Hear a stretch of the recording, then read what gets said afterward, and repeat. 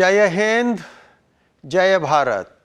युग दृष्टा भगत सिंह की अमर क्रांति यात्रा के 34वें पड़ाव पर आप सबका स्वागत है। दोस्तों, पिछले वीडियो में आपने देखा कि किस तरह 12 मई 1930 को अदालत में ट्रिब्यूनल के अध्यक्ष जस्टिस कोल्डस्ट्रीम के आदेश पर भगत सिंह और उनके साथियों को जबरदस्ती हथकड़ी लगाने के लिए 15-15 पुलिस वाले टूट पड़े थे, जिससे सबको चोटें आई थी। जस्टिस आगा हैदर ने उस घटना से अपने को अलग करते हुए ऑर्डर पास किया, जिससे अंग्रेजों को बहुत तकलीफ हुई, जो आगा हैदर को ट्रिब्यूनल से हटाकर ही खत्म हुई। यदि वो वीडियो आप नहीं देख पाए हो तो जरूर देखिए, लिंक डिस्क्रिप्शन में दे दिया गया है। दोस्तों, 5 मई 1930 से ट्रिब्यूनल के आगे केस की सुनवाई शुरू हुई थी। उसी दिन अप्रूवर जयगोपाल की गवाही भी शुरू हुई, जिसके बारे में भाग 32 में विस्तार से बताया गया था। जयगोपाल की गवाही 15 मई तक चली थी। उसने अपनी गवाही में सैंडर्स मर्डर सहित कई महत्वपूर्ण जानकारी अदालत को दी थी। सुखदेव ने उसकी गवाही पर टिप्पणी करते हुए लिखा था, मैंने उस पर जरूरत से ज्यादा भरोसा किया, एक बार नहीं कई बार, जो मुझे नहीं करना चाहिए था। मेरी यह गैर जरूरी गलती थी कि मैं उसे जोड़े मोरी वाले घर पर ले गया। मैंने ऐसी ही गलती उसे कश्मीर बिल्डिंग हाउस में ले जाकर की थी। जयगोपाल के बाद बारी थी एक और गद्दार फणींद्रनाथ घोष की। फणींद्रनाथ घोष मूलतः बंगाल का रहने वाला था।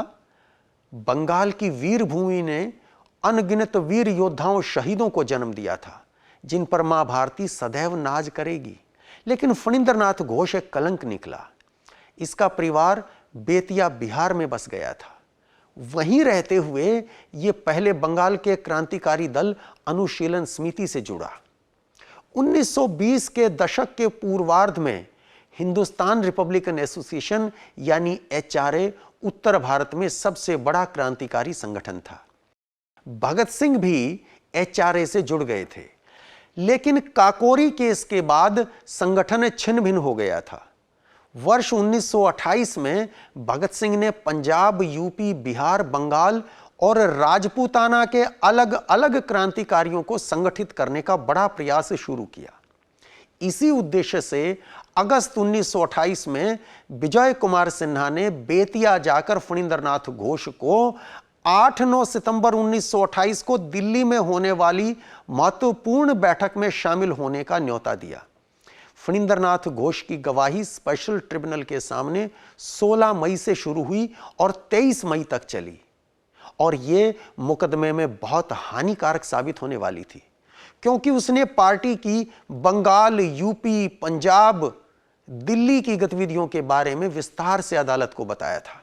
दिल्ली के फिरोजशाह कोटला के खंडहरों में 8 और 9 सितंबर 1928 को हुई क्रांतिकारियों की बैठक में उसने अपने साथी मनमोहन बनर्जी के साथ भाग लिया था। मनमोहन भी बेतिया का रहने वाला था। वो भी गद्दार निकला और सरकारी गवाह बन गया। फणींद्रनाथ ने अदालत को बताया कि 8 सितंबर 1928 की सुबह हम दिल्ली जंक्शन पर पहुंच गए। स्टेशन से जामा मस्जिद तक तांगे पर गए। जामा मस्जिद से हम पैदल दिल्ली गेट से होते हुए फिरोजशाह तुगलक के किले में पहुंचे। मैं और मनमोहन बनर्जी विजय कुमार सिन्हा से मिले। विजय कुमार सिन्हा ने बताया कि 1-2 मेंबर नहीं आए हैं, इसलिए अब मीटिंग कल होगी। मैं और मनमोहन बनर्जी पेड़ के नीचे बैठ गए। कुंदनलाल वहां आया। विजय कुमार सिन्हा ने उसके साथ हमारा परिचय कराया। थोड़ी देर बाद सुरेंद्रनाथ पांडे और ब्रह्मदत्त मिश्र हमारे पास से गुजरे। हमसे कुछ दूरी पर मीटिंग हो रही थी। उस मीटिंग में भगत सिंह, सुखदेव, ब्रह्मदत्त, सुरेंद्रनाथ पांडे, शिव वर्मा और विजय कुमार सिन्हा शामिल हुए। मैंने उसी दिन पहली बार भगत सिंह, सुखदेव और जयदेव को देखा था। दोस्तों, जैसा मैंने पहले भी बताया था कि केस की प्रोसीडिंग्स की एक कॉपी सुखदेव के पास थी, जिसके पन्नों के मार्जिन पर सुखदेव ने गवाहों के बयानों के सामने कई नोट्स लिखे थे। यहां भी सुखदेव ने लिखा है कि जयदेव उस दिन वहां नहीं था। लिहाजा फणींद्रनाथ का यह कहना कि जयदेव को मैंने उस दिन पहली बार देखा था, जाहिर होता है कि फणींद्रनाथ घोष के बयान में सब कुछ सच नहीं था। उसने आगे अदालत को बताया, अगले दिन सुबह के 8 बजे मैं और मनमोहन किले में पहुंचे। वे लोग पहले ही वहां पहुंच गए थे। मीटिंग में विजय कुमार सिन्हा, सुखदेव, भगत सिंह, जयदेव, शिव वर्मा, कुंदन लाल, मैं और मनमोहन बनर्जी मौजूद थे। 7 व्यक्तियों की सेंट्रल कमेटी बनाई गई। सुखदेव को पंजाब का, शिव वर्मा को यूपी का और मुझको बिहार का प्रभारी बनाया गया।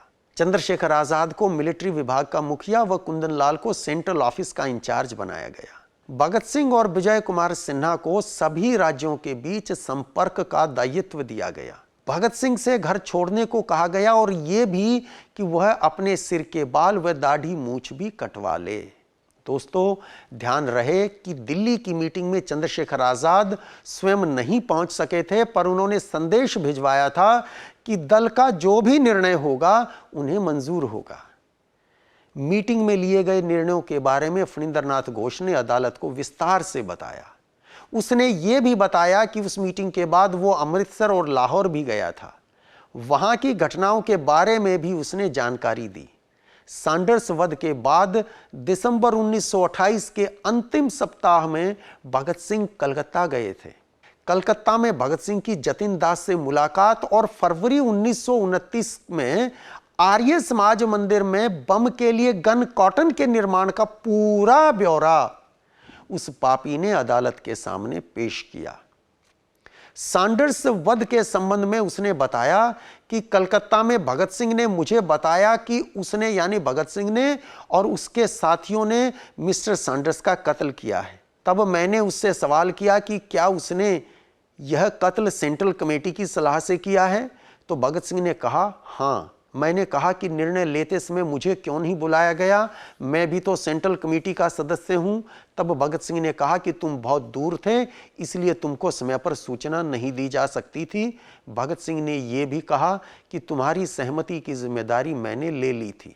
दोस्तों, अंग्रेजों के इशारे पर फणींद्रनाथ घोष झूठ पर झूठ बोले जा रहा था। उस समय अदालत में ना तो अभियुक्त मौजूद थे और ना ही उनके वकील, इसलिए उससे सवाल पूछने वाला कोई नहीं था। जस्टिस आगा हैदर जरूर कुछ सवाल पूछ लेते थे। उस गद्दार ने आगरा में बम निर्माण और झांसी में उसके परीक्षण के बारे में सब बता दिया, क्योंकि वो दुष्ट उस समय आगरा में ही हाजिर था और झांसी में जब बम का परीक्षण हुआ तो वहां भी वो साथ गया था। विडंबना देखिए कि आगरा में रहते हुए उस अधम को चेचक हो गई थी। चेचक छूत की बीमारी है और उन दिनों सही इलाज नहीं होने के कारण बेहद घातक मानी जाती थी। बहुत लोगों की मौत हो जाती थी। आगरा में क्रांतिकारी गया प्रसाद और दूसरे साथियों ने अपने खुद के स्वास्थ्य की परवाह किए बगैर उसका इलाज किया और वो नराधम उनके ही विरुद्ध गवाही देकर उनके लिए फांसी और उम्र कैद की तैयारी कर रहा था।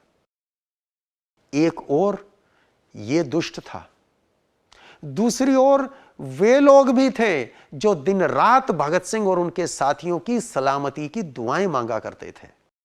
जिन दिनों भगत सिंह कलकत्ता में जतिन दास से मिले थे, उन दिनों की एक दिलचस्प और प्रेरक घटना वो याद आती है, जिसके बारे में जतिन दास के छोटे भाई किरण दास ने अपनी पुस्तक profile of a martyr Jatin Das में लिखा है। किरण दास लिखते हैं, एक रात भगत सिंह जतिन दास के साथ ही रुके हुए थे। अगली सुबह भोर के समय भगत सिंह ने देखा कि सड़क के दूसरी ओर की बस्ती में एक ग्वाला भैंस का दूध निकाल रहा था। भगत सिंह दूध के बड़े शौकीन थे। वे दौड़कर ग्वाले के पास पहुंच गए और उससे दूध की भरी बाल्टी लेकर सारा दूध पी गए। ग्वाला ये देखकर हैरान था कि कैसे कोई भरी बाल्टी दूध पी सकता है। भगत सिंह ने उसे 1 रुपया दिया और आ गए। उन दिनों 1 रुपया बहुत मायने रखता था। कुछ महीनों बाद असेंबली में बम फेंकने के बाद भगत सिंह का फोटो अखबार में छपा। यह फोटो देखकर ग्वाला उन्हें पहचान गया कि यह तो वही नौजवान है जो उसके हाथ से लेकर भरी बाल्टी दूध पी गया था। ग्वाला तुरंत जतिन दास के पास गया और कहा कि वह किसी को नहीं बताएगा कि असेंबली में बम फेंकने वाला भगत सिंह जतिन दास के पास आता था।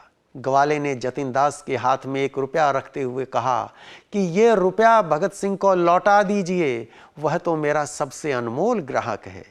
ऐसे महान देशभक्त की सेवा करके मैं धन्य हो गया हूं। दोस्तों, शहीद आजम भगत सिंह की यश गाथा को आज यहीं विराम देते हैं। अगले शनिवार शाम 5 बजे फिर मिलेंगे एक नए पड़ाव पर। आशा है इस वीडियो में दी गई जानकारी आपको पसंद आई होगी। यदि ऐसा है तो इसे अधिक से अधिक शेयर कीजिए ताकि मां भारती के वीर सपूतों के अमर बलिदान की कहानी आजादी के इस 75वें वर्ष में जन जन तक पहुंच सके।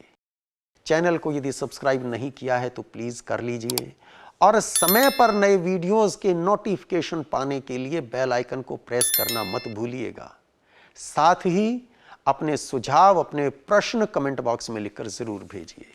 जय हिंद, जय भारत।